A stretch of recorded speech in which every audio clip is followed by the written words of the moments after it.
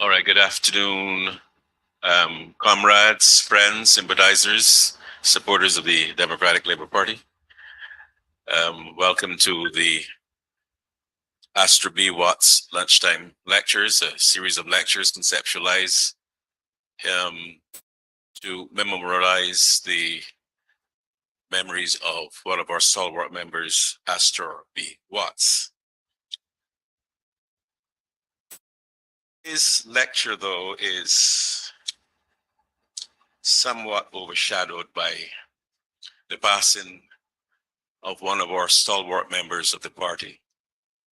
He was a friend, a colleague, comrade, a party stalwart, a member of parliament, a former candidate, a former cabinet minister, a former senator in Dr. Dennis Lowe. So we're sad today, but there will come a time when we can find an opportunity to celebrate his life, and that will be done sometime very soon. We prepared a statement issued by the party and authorized by President Ronnie. And the statement read at and it was written in my name, that we were truly saddened by the passing of our friend and our comrade, Dr. Dennis Lowe. And I say friend because in politics, even with persons in your own party, political party, many are just comrades, but Dennis was my friend because he was a good and decent man. Or 2 terms in office between 2008 and 2018, Dennis and I sat next to each other, both in Parliament and in the cabinet room.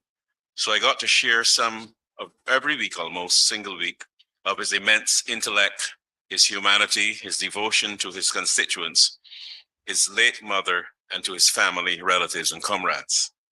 He was controversial in some of his mouthings, but that was because his conviction of his philosophical beliefs often unbridled and loosened his tongue to the discomfort of some. But that was the man. That was who he was. Remarkable oration was informed, practiced, and cultivated by his exposure to the church as a lay preacher, and he was evangelical in his parliamentary speeches and his platform presentations, and certainly his lectures. So on behalf of the president, the officers, the councils, and the members of the Democratic Labour Party, I today convey our heartfelt condolences to his family and to his friends. I personally mourn my friend's passing, and I shall miss him. I say farewell, buddy. May the angels soar with you and deliver you into the arms of your waiting Lord. Rest in peace, comrade, and rise in eternal glory. This was a statement that we released in honor of our passing comrade.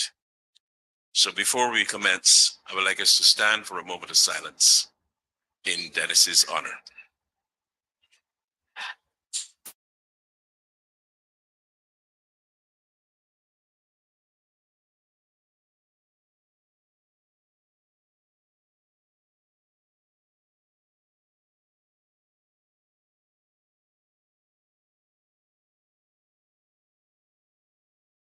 May he rest in peace and rise in glory. Thank you. Honor and a signal pleasure of mine to introduce our party president. I need not go into any long or elongated introduction. President Ronnie is known to most of us, beloved, revered, though in a short time being president of our party. So it's my distinct honor this afternoon to introduce to you the president of the Democratic Labour Party, Dr. Ronnie Yearwood.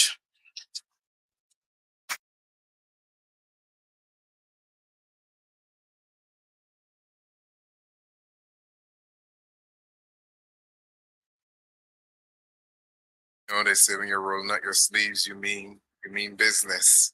So I want to start on reflect on that the General Secretary would have set for this lunchtime lecture. And I want to say that life has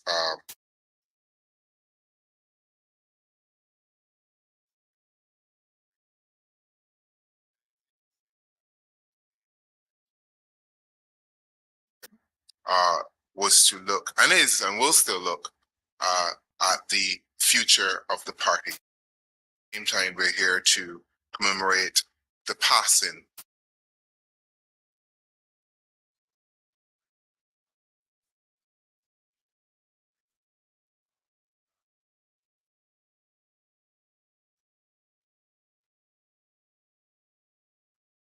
and acknowledge his contribution to party and to country. What are we here to talk about today? Really, I wanted to have a conversation to the party and to the country, more or less to explain what that means for us as party and what that means for us as country. So when I talk about new politics, when I talk about coming under the big tent, what does that really mean? What does that encapsulate? What kind of principles am I trying to convey to party and country? And I want to start by saying it must be clear by now to everyone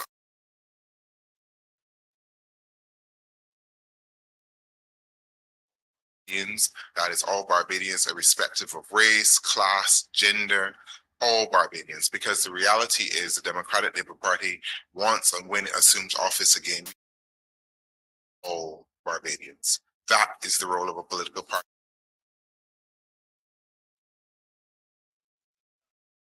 So that under this big tent and as part of this party, there is room for everyone. There's a space you can contribute your talents, your skills to the country through the vehicle that is the Democratic Labour Party.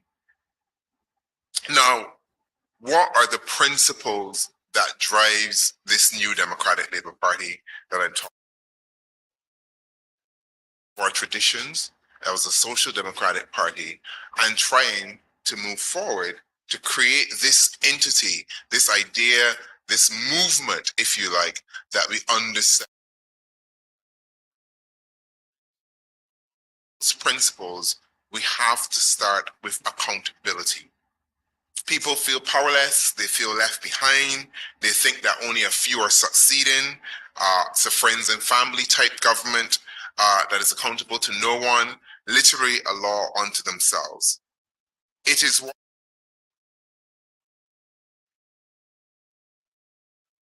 changes in Barbados, irrespective of who or whatever is at the top. The idea that somehow everyone else, we're all in the same position, just trucking along, government after government. And I want to call time on that, really to say that approach to government, that must stop. Someone has to be the adult in the room to draw a line to say that we need to enter a new dispensation of politics. And this party, the party formed, the vanguard formed by Barrow himself, to be a representation of constant change, will be that party. Born out of change. This party was always supposed to be in perpetual movement, doing new things, doing change, being the change. If we become the status quo, we become part of the problem. We become the very institutions that we were created to fight against. And I want us to always remember that and recall our purpose as a party, as a movement. So at the heart of that, there's almost a committee for everything in this government. Committees that we don't see reports on, but there's a committee. There's a committee for the committee. You ask things to a minister, you ask things to elected representatives, and they seem to pass on to committees and on to technical officers and experts. We dragging the civil service around every month at some meeting. Paris speaks. For what reason? Civil servants have no place at those meetings. Civil servants have no place being subject to that public scorn. That is the role of an elected minister. The minister is armed with the facts, the policy. The role of the civil service is to advise, to guide, and to do the actual day-to-day work. They're not to be subjected in that way. And to any civil servants listening, I want you to understand that a new Democratic Labour Party will not subject you to that form of behavior, because that is not your. We talk about accountability. You have to understand that if you are a minister of government, you are a member of parliament, you have to be accountable to the people of Barbados. You cannot pass your responsibility on to someone else on the view that somehow they're the technical experts, so they should know. You cannot be in a situation where you're barking at civil servants at meetings to find out where things are, because no one elects the civil service. We elect ministers, we elect members of parliament to be held accountable and responsible to us. So that is a guiding principle of what the Big Ten, what new politics is about. There has to be accountability when it comes to the Auditor General's report. We know that they've hidden behind civil servants who cannot make the big political decisions. So when I speak about that accountability, mean that the civil service is not held accountable to do its job, but you recognize that civil servants cannot make political decisions. They do not sit in parliament. They can't change laws. They can't set policy. Their job is to implement policy. Their job is to draft the law, but it is the actual member of parliament, it's the actual ministers that have to do this process. So when you foist and you pass off the decisions to the civil service, what the government ends up doing escapes political scrutiny. Because then everybody starts focusing on the actual technical officers, but why didn't the ACE do this? Why didn't A do that? Before recognizing actually they don't have the actual authority and power on the Constitution to have those things. So when we talk about the Auditor General, the big political decisions have been missed. Because the reality is, if you want to change the office, give it more power, create additional offices, create a new chairman of the Public Accounts Committee, because there's no current opposition in Parliament, those are political decisions. They require political power. And the only way you can get them is if you have accountable government and accountable ministers. So at the heart of the Big Ten, at the heart of the new politics, has to be accountable. Now, we know that this government, Prime Minister, persons in Parliament, and they seem to hide behind everyone, yet don't want to take responsibility. So at its core, another principle of the Big Ten, of new politics, has to be government spending. How do you make government accountable for the money that they borrow to spend? So we know, for example, our national debt is out of control. 4 years has racked up a startling and overwhelming 40%. Ladies and gentlemen, I want you to understand that 40% of all external foreign debt in Barbados has been accumulated under this current government. That's startling. That's scary. And that's where we are at the moment. So our external debt is probably at its worst in recent memory. It's growing quickly and with no checks on what the money is used for, because Bajans can't feel the difference. So we're back to the accountability. That is why the new politics in the Big Ten has to have accountability drilled into it. Because you can't have a government borrowing and spending and borrowing and spending, and we yet to understand what that borrowing and spending is for.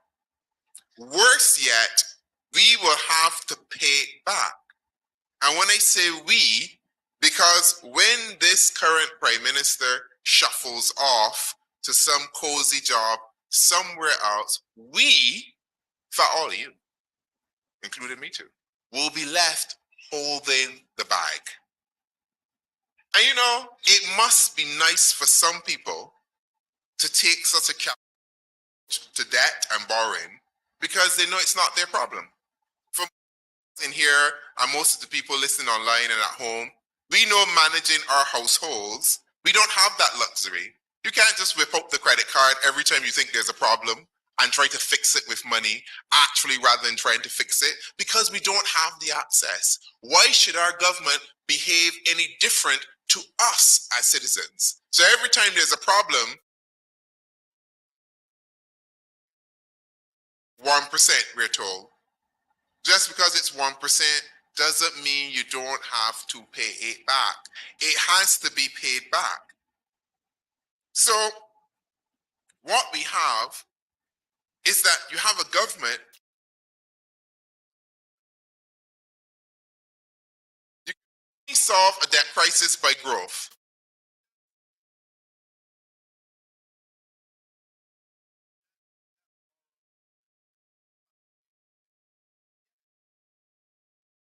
What is happening this particular moment? So we're borrowing money because it's cheap, but as your grandmother would tell you, who does help you buy big guts cow? Don't help you feed it. And I can guarantee you the IMF will want their money back. Point, somebody, the chairs, the music will stop. Somebody is going to have to sit down and somebody's going to have to pay that money. Generations of Barbadians may be saddled with this debt. And that's the problem. That we need to internalize. It's something that we need to understand. It's something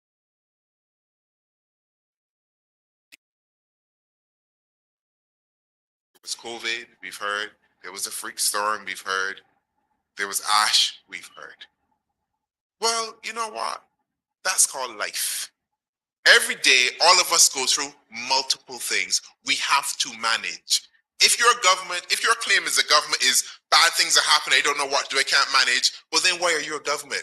That's what governments are there to do. They're there to manage through bad things. If you can only manage when things are fine, well, we don't need you. In fact, you don't need a government then. We should all just be cruising along because there's no point to you. So the claim that things were difficult is not legitimate. Things were difficult when we had the worst global financial crisis in Barbados, but we didn't let up on this government.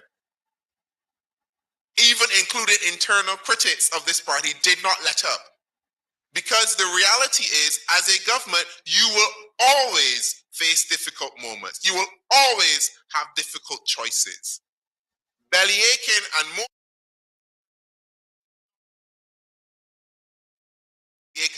you're elected to govern.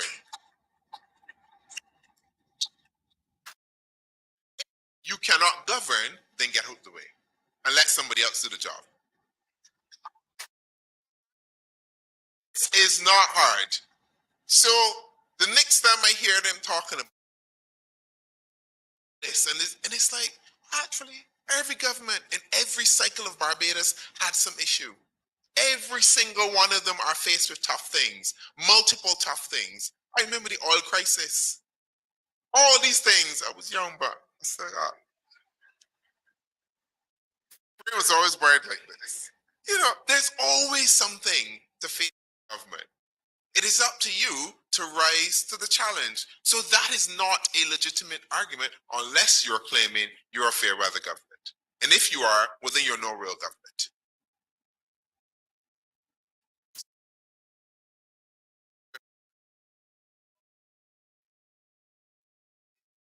You're going to cut the bureaucracy. So you're going to cut out these committees, you're going to cut out these consultants.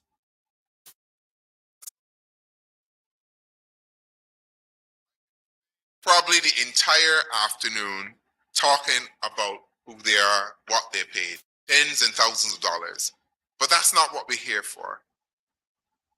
But we need to reduce the number, the scope, and the influence of these unelected, faceless people on high salaries, but doing very little for it, given the current state of crime, the current state of our tourism, the current state of education, the current state of economy. They're obviously not working. Because at its core, and we don't talk about this enough, we want the media to hear this, the government has a competence problem. The reality is the government of Barbados is simply not competent. It doesn't matter how you dress it up. government is not working. If the government is not working, the people cannot be working. Works. If anybody can actually tell me something the government has, I would apologize. I cannot think of one thing. Education reform, we're still waiting on it. Fourth time that I've heard somebody talk about how the Hayat come in. It's almost like you're waiting for Jesus or you're waiting for God. I ain't so sure who gonna turn up first, because at this rate, they ain't gonna come before the Hayat come. They always, every big project is announced, re-announced, reheated, and nothing gets off the ground. That's really the problem with Barbados at the moment, you know. If the projects, if the economy, if all these things were working, we would not be in this situation with the debt problem. Because what you need to get rid of debt is growth. That's the only answer. You got to grow the economy. This is not rocket science. If you're spending money, you got to be making money to pay back what you spent. Ain't hard. Then we're in trouble. Because tourism is not working. We know that cruise ships are not here for the summer. We know that we're not having any bumper winter season given the pressure of the pound. We know that all the projects promised throughout the election campaign, we're supposed to have magnificent buildings and new hotels and Fort Willoughby and this and that and that and that. Nothing. No capital works projects going on of any significance. And the ones that they have started, you seem to have the most incompetent deputy prime minister move from being an incompetent minister of education, but now can't even get a road fix. And the roads that they're fixing, they're repaving good roads. I don't understand.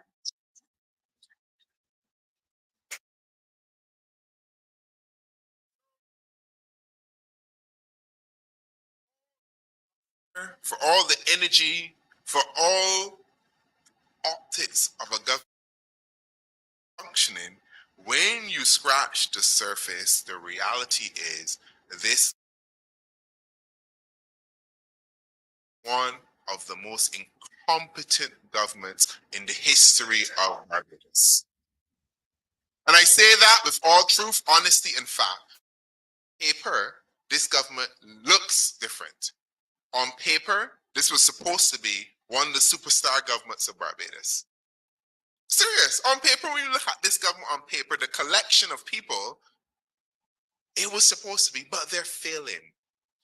You've had persons who seem to have failed upwards in their life. And inability to deliver on even the most basic of things, such as fixing a road.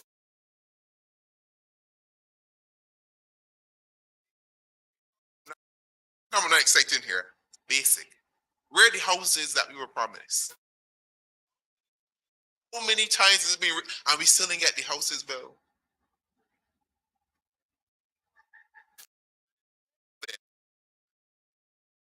Here, people, and this, because what we have to recognize is that we have an absentee prime minister. And I think for the first time in the history of Barbados, we have a leader who probably spends more time out of Barbados than managing the country in Barbados. Now, so you have an individual who is auditioning for another job while ignoring the actual job that you were put there to do. And your leader is not showing real commitment to your organization. And in your organization, let's think about this. Why do we expect others to show any or of a similar commitment? Can we be upset when young Bajans say, I am leaving for Canada, the US, or the UK? Because why would they try to build their Barbadian dream here if you look upon your leadership and recognizes they do not even want to build their Barbadian dream here because they are off to somewhere else? You have to think about the signals that you're sending.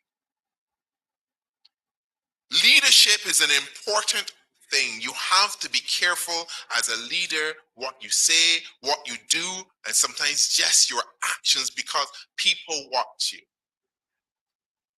If your signal is that I am off to another job,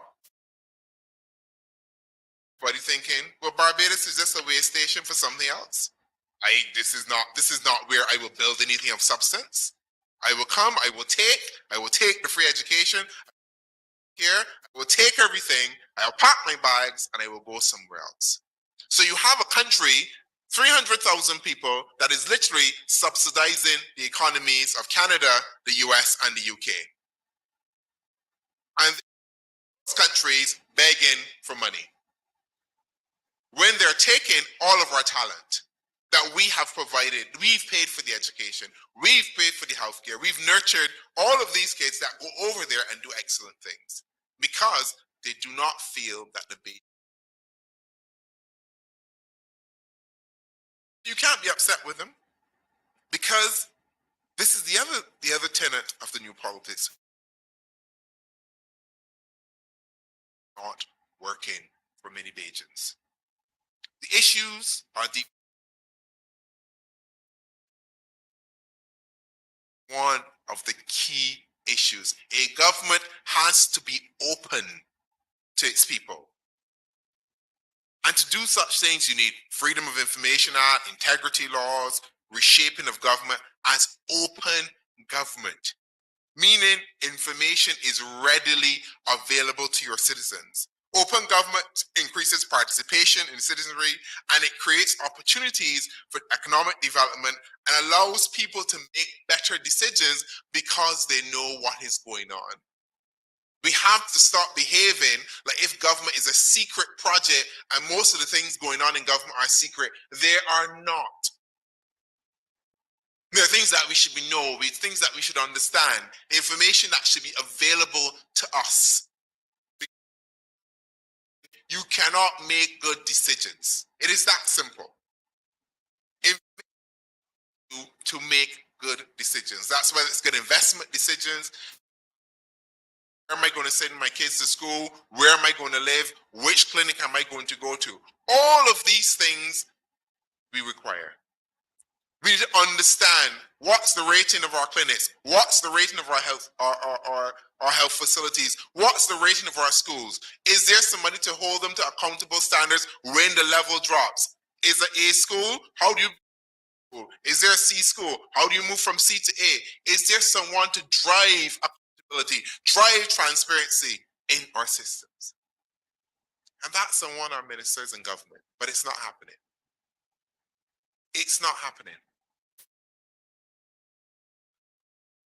Anyone who's heard me talk, you know this is my pet peeve, so I'm sorry if you're going to have to hear it again. Government needs to function as social enterprise.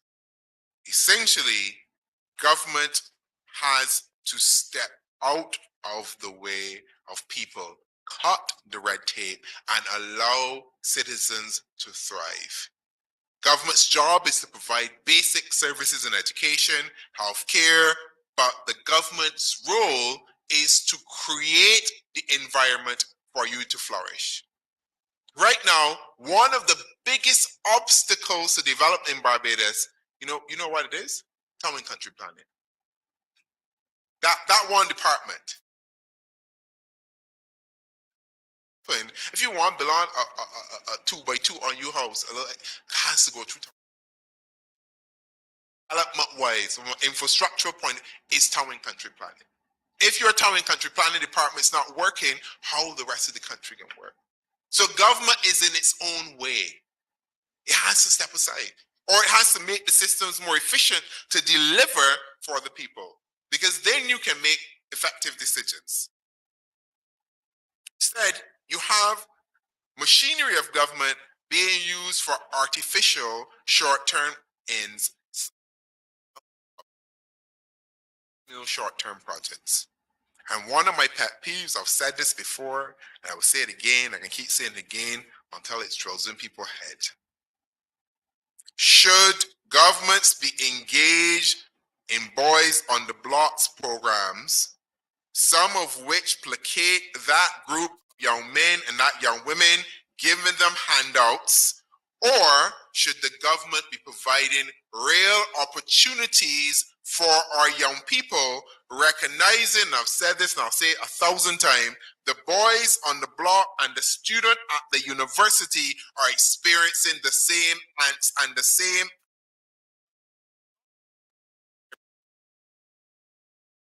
It will express it in different ways, and it will come out in different ways on the block than it will come out at the university. But they're all going through that same angst of, what does Barbados hold for me? What is my place in this country? And what is the place of this country in the world? So we have to provide real opportunities for these young people. We have to stop trying to placate young people, calling them entrepreneurs, but not providing the resources to ensure that they can become real entrepreneurs. We have to help people in real ways. It is time for the PR, it is time for the spin to stop. And if it means that this new Democratic Labour Party will draw a line under that old politics, we will. Because this has to be about Barbados first. This party is able to make Barbados better. That is the only reason that this party exists. And if we forget that, then we don't deserve to exist. We have to exist to make Barbados better. Listen to me carefully. Barbados comes first. The country is more important than the party, and we must always make decisions that are for the good of this country, even if they may not be for the good of this party.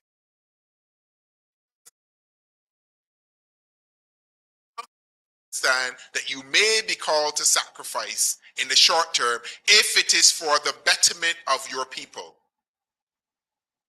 There is no point to win at the expense of your people.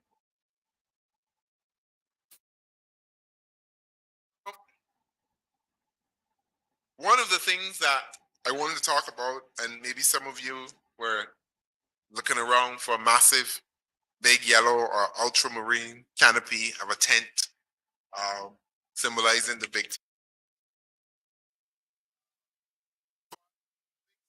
In the new politics, it's not about grandiose ceremonies.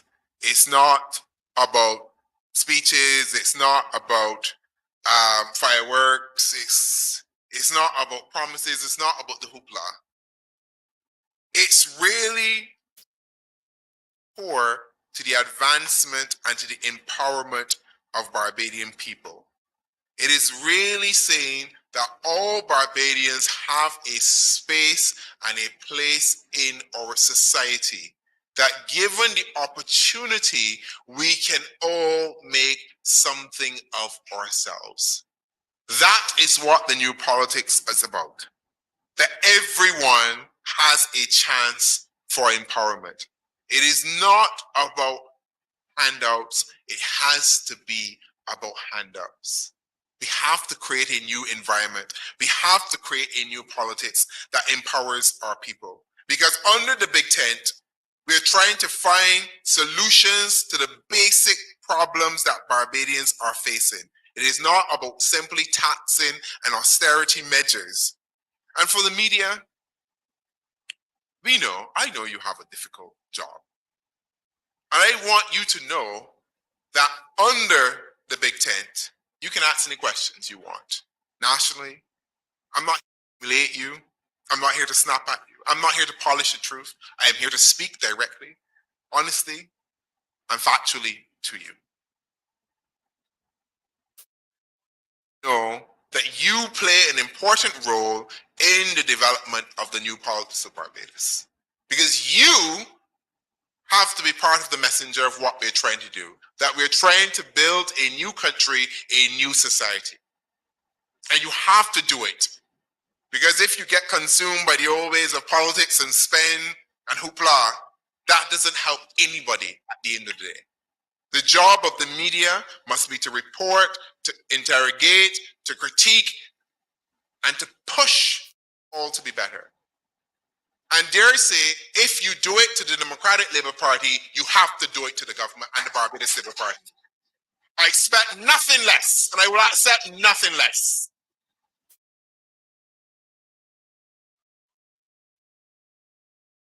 All can share in this country. Brings me really to one of the key announcements that I have for today. Today, I think, appropriately, we start the long march back to serve the people of this country.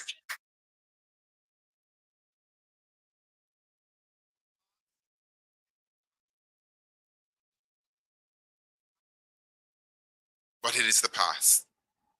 Barbadians that I've met, as we've done our listening tour, as we do our canvassing, they're calling for a new Democratic Labour Party.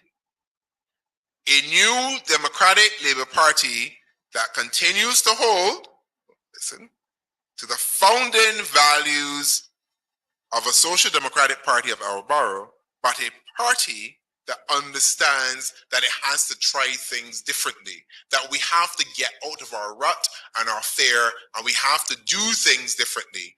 Because if we can,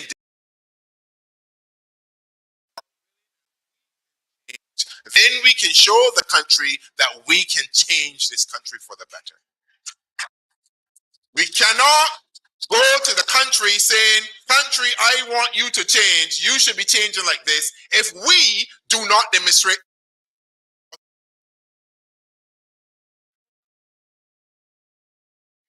to change, we have to change. We have to show that we have no fear, that we will step out into the void and we will chart a new direction and a new destiny for this party.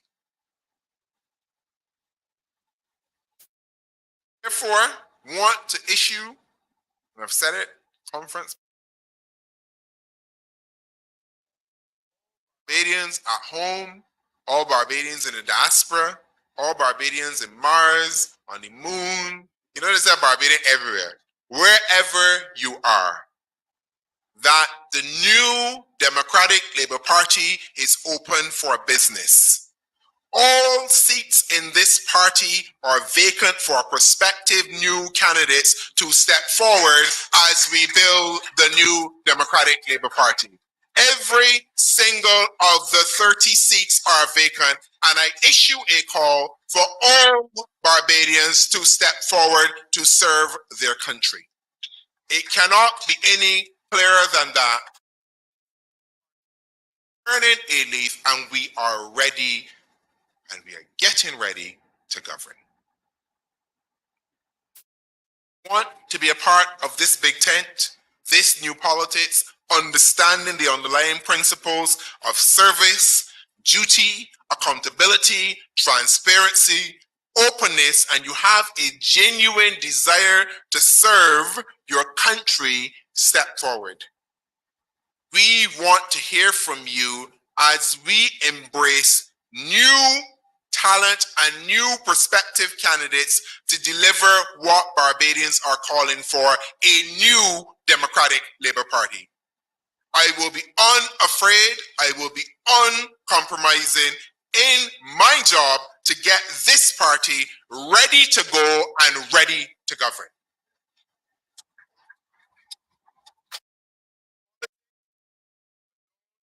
Does not make a country, especially when it is marred by family consultants and the like. Leadership is what makes a country. Why I am calling for this new politics. A new politics that is people focused. A new politics that at its core has participation where people can have a say. It is about inclusion. I'm not talking about fake Harry speaks and pretending to listen to you, but really still doing what I can. That is not it. I am genuinely, and my executive, my members, I'm genuinely interested. I want to hear what Barbadians have to say. I want to hear what you think about the direction of the country. What type of Barbados do you want to build? It makes no sense for me to sit here at Joy Street in an office, writing policy, developing things for a party that has not heard the people. There will be a disconnect. I have a Barbados in my head that I want to create, but that may not be the Barbados that most people want. And I have to understand what you want so that I can deliver on that promise. Fundamentally, a Democratic Labour Party government, a new Democratic Labour Party government must and will be, under my leadership, committed to empowering all Barbadians. And that must run through every single thing that we do. In that way, I will be calling on certain organs and persons within this party for us to develop what I will call the empowerment test, through which all new policy will be subjected to see if it works for the people of Barbados. We cannot do things the same way and expect different results. If I'm serious about empowerment, I have to have a method, a way to test it, to say, we're reforming education. Okay, does that match up? Yes. If it doesn't match up, go back to the drawing board, because you're not empowering people. Actually, you're hurting them. We're reforming healthcare. Does that create more access, which means that people are empowered? Yes, we can do that. Does that create more quality healthcare? Yes. Does waiting times go down? That's a move for empowerment. All of these things, this is what I mean. So there has to be a test by which you measure policy to see if it's working. You can't be shooting blind and just making pronouncements. The hospital is better. How do we? Roads are better. By who? We have to do. Therefore, we will engage, we will elevate, we will empower. Welcome to the new Democratic Labour.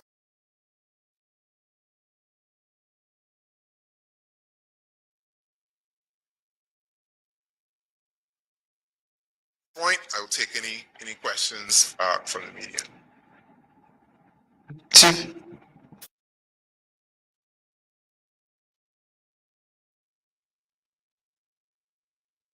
Just one question from me, Dr. Yearwood. You mentioned the empowerment test. Yeah. Could you give me the litmus markers that you will be using for this test? I mean, you just said that basically if it empowers people, then it can pass. But what would be exactly the litmus markers you're talking about? No, that's a fair and that's a good question. But as I said, we are working and we're going to be developing it. And once it's done, it will form part of the policy review from the working group on economy on governance, which we promise will be coming sometime later in the year.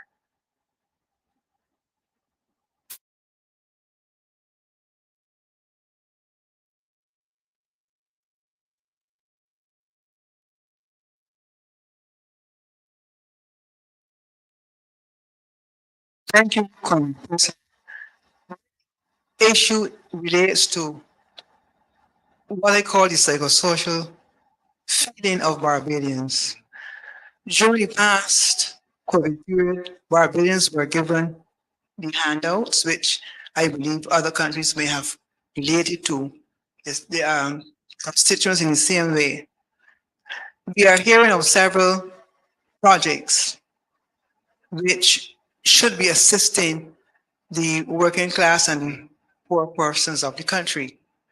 I am not sure, however, that something is happening, something that is worthwhile, something that not only gives persons some basics, based on what the Prime Minister had noted in her last statements about the chop mix and split peas and those things that she conceives that Barbadians should eat or eat.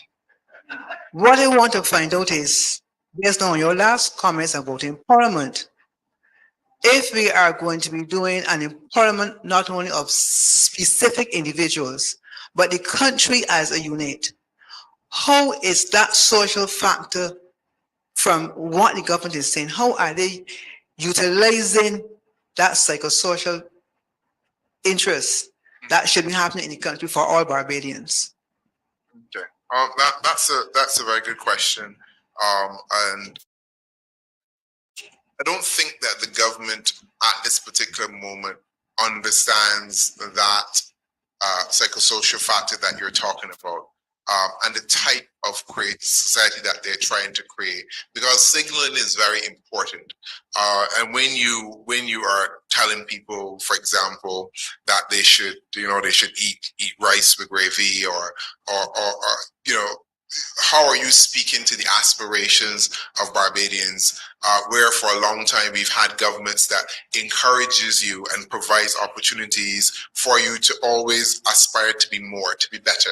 The idea is that you want to create a sense of generational wealth. You want to be able to have something that you can pass to your children and they pass it down as you build new families and you build communities and you move people from one place to another. So the short answer of that is I don't think that element is really taken into account, because some of the very nature of how the government has gone about some of the programs, they wouldn't have done them in that way. Because and I've said this before, I grew up in poverty, but you have to understand you can treat people with dignity.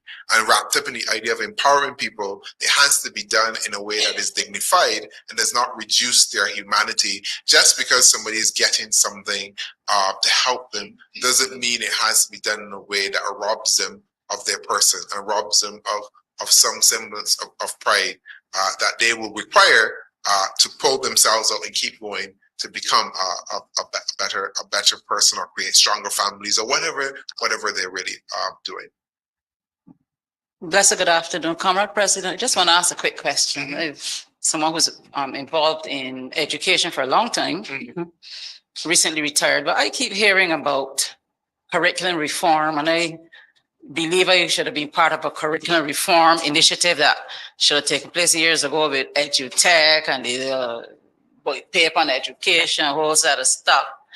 And I'm always concerned about the fundamentals of education that nobody really speaks about. How do you keep, as you mentioned, the principles of Mr. Barrow and the other founding fathers of the party and those who believed in social development and participation of every person. But how are we going to move ahead with changes, which I believe in progress and methods of progress, and still employ those fundamental aspects of education that nobody seems to think are important? Okay, no, so it's something I actually thought about. I was talking about this week to a friend of mine. Now, the first aspect of what you were talking about was the delivery of the system. So Barrow, founding fathers, Barbados, we created free education, you created universal healthcare free at point. Obviously, those systems continue to be that way. However, I think what we're focusing on when we talk about empowerment, we have to now talk about quality.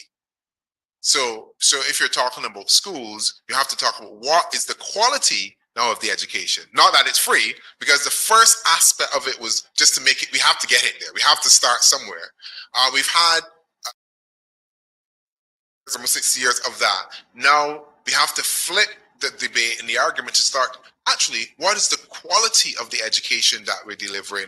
How do we improve standards within the education system? Whether that's how do we improve quality of teaching, how do we improve families at home so that they can be part of the education system? Because sometimes we forget that the home unit is also part of the school unit in delivering education. It's not just teachers at school that deliver education. That's one facet of it.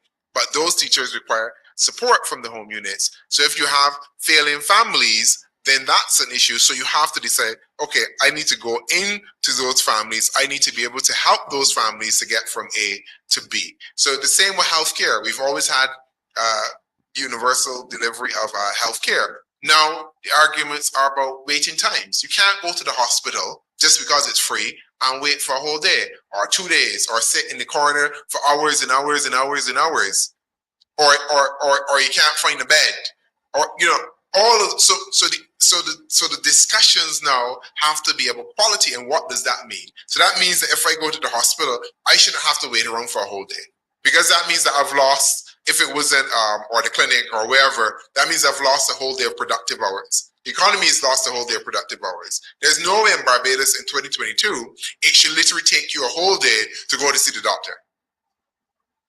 Literally, that's what some people do. They're gonna take the morning off because they're going to the doctor. That should be whatever, half an hour trip. You go, you're in, you're out, you do your thing, whatever it's required. If it's not some kind of serious surgical procedure, something I'm talking about basic appointment. Everybody has a 9 o'clock appointment. You know, there are certain things that we just have to deal with when it comes to quality. So we have to start looking at those things. Not just the fact that they're free and they're university access. We've done that bit. That box being ticked. So now we have to look at of those services. Yes, Dr. Yearwood. Final question from me. You mentioned that you're declaring, well, the party has declared all seats vacant, and you have issued a clarion call for candidates from all walks of life, including diaspora, etc. Also, earlier within your remarks, you premised this, if I may contextualize it, by saying that you want to do things differently. Is the selection process going to remain the same? Is it just going to be solely up to the branches? What's the selection process going to be like this time around for the Democratic Labour Party? Okay, so the selection process will be, as I said, I've made it an open selection process. So anyone is free to write in to the party and to the branches, indicating where they will run. We will make in the relevant time. We'll announce the dates for that process to begin, the information that will be required, such as your CV, police certificate of characters, testimonials, your plan for the constituency. We're going to outline an entire series of things. You know the areas that you're being scored on.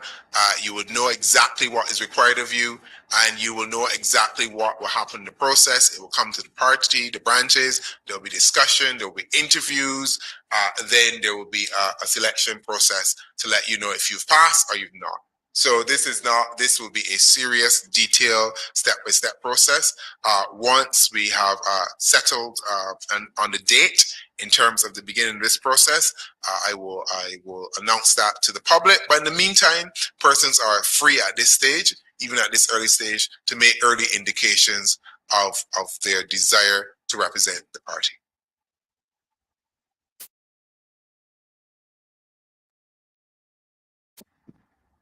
Good afternoon, Comrade President. The government has a plethora of consultants, including one on crime, a former commissioner of police. I want to ask you, sir, if you are prepared at this time to share your thoughts in assisting this government in the fight against crime. As we are aware, sir, they are all helpless and they are clueless in the fight against crime. Now, you know, there's, and sometimes I like my old saying. There's a saying, you know, you don't get kicked 3 times.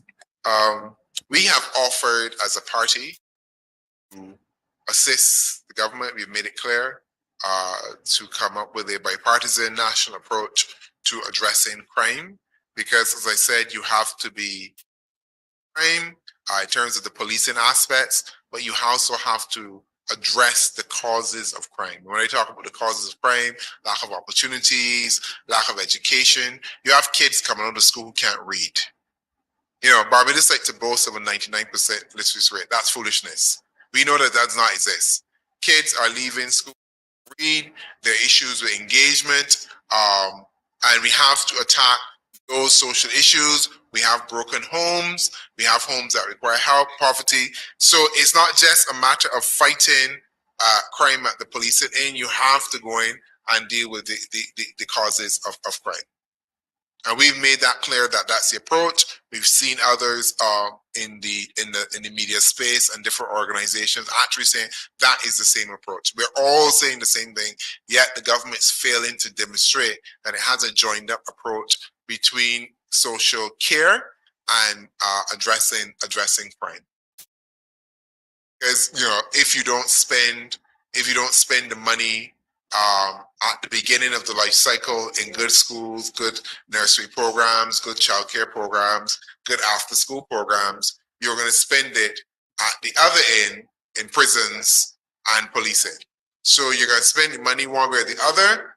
You can well spend it at the beginning process to stop folks from even getting there. Mr. President, I want to carry on from my friend here from the media that's off. Most of us agree that you cannot do things the same way and get different results. And there are a lot of people in Barbados actually crying out for changes to be made the way the Democratic Labour Party operate. We also realize that there are some, especially members of the Democratic Labour Party, that are still concerned that what the role that the former members of the last cabinet will have in the party. I give an example. In the 3 latest governments in the Caribbean, if you see Dr. Mitchell in Grenada, still has Tilma Thomas close to him. I see Dr. Terrence Drew just traveled with Dr. Denzel Douglas, and Stevenson King in Grenada is still included in the cabinet. Have you given any thought to the role that you would like to see former members of this party take in this party going forward, seeing that there's so much people still in this party that seems so much to be aligned with those people? Because if people have been in this party for the last 20, 30 years, they've formed some friendships and some close relationships, and all of them are still members of this party. Have you given any thought to how you can utilize the talents of the former members of the last cabinet of Barbados? Yeah. That is a very good question, and I have given thought and I have actioned those things. We have reached out to members of the last cabinet. We've reached out to all members of this party. Everyone is wholly included in the party as much as they wish to participate. This is their temple as it is much. No one has ever closed the doors on anyone here. All are welcome. That's the whole point of the big tent. Persons may absent themselves for whatever reason. I cannot read or get into the minds or the psychology of people, and I would never dare to. But I would say that everyone is welcome in this party. I would also add, in some aspects, the electorate of Barbados has spoken and has made it clear the direction that this party should take regarding the former candidates. And therefore, I reiterate my call for a new Democratic Labour Party with new talent, utilizing the best skills of the old talent. I hope that answers the question. All right, thank you very much, ladies and gentlemen.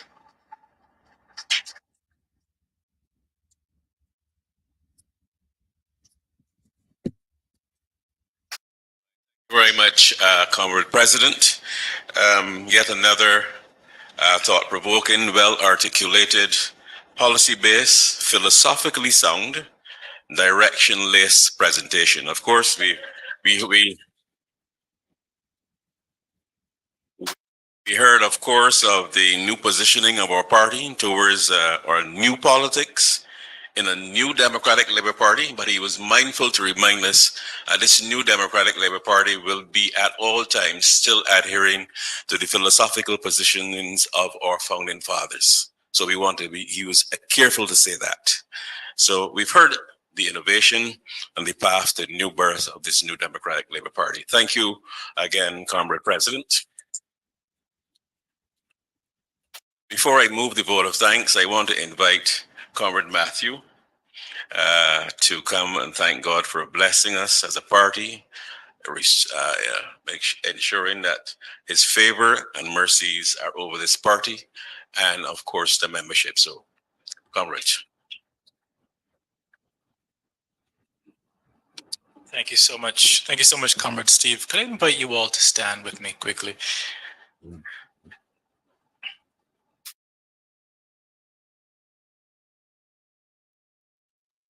Father, we give you thanks.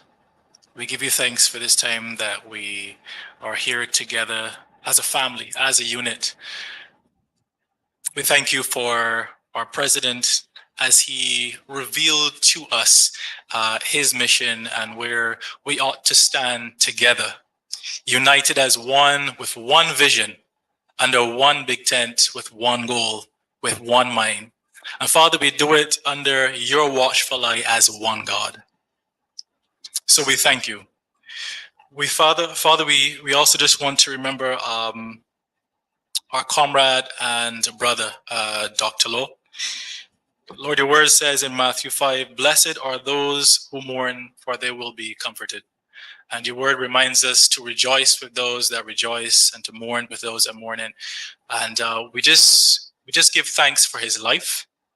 And as our comrade Stephen said earlier, Father, we look forward to rejoicing and having that time of celebration as we reflect and we look on the contribution and the stalwart nature that he would have brought to this blessed party. Father, we just ask that you cover them in your blood. We ask that you put your arms of protection around their family, and Holy Spirit, be the comfort to them as you be to us together as one. I ask that you see us through this difficult period, this very difficult period, and help us in a way where you know best and you know how, in a way that we couldn't do ourselves. I ask that you cover them in your blood and protect them and see them through this most challenging time together. Jesus, in your name we pray. Amen. Thank you. Right. Thank you so much, Matthew. I just want to thank, first of all, the organizing committee of the Astor B.Watts Memorial Lectures, headed, of course, by our comrade Paul Gibson, with his vice chair being Renette DeMott, and all of the other members of the committee who would have contributed to ensuring that this particular lecture this afternoon, was planned and well executed. And you can stay tuned for other lectures in the series that we have instituted. I also want to thank all of you who would have taken time to attend this lecture this afternoon. I want to thank the members of the press who would have bestirred themselves to attend this meeting and to bring us good coverage in the media, not only on the mainstream media, but also the social media. And also want to thank Jabari Welch, who is our go-to man when it comes to the technical features of our presentations. We ensure that we are heard and that we are seen. I want to thank you, Jabari, publicly for your service. Again, I was especially happy to have all of you here, and looking forward to seeing you for other lectures in this series. I thank you and have a good afternoon.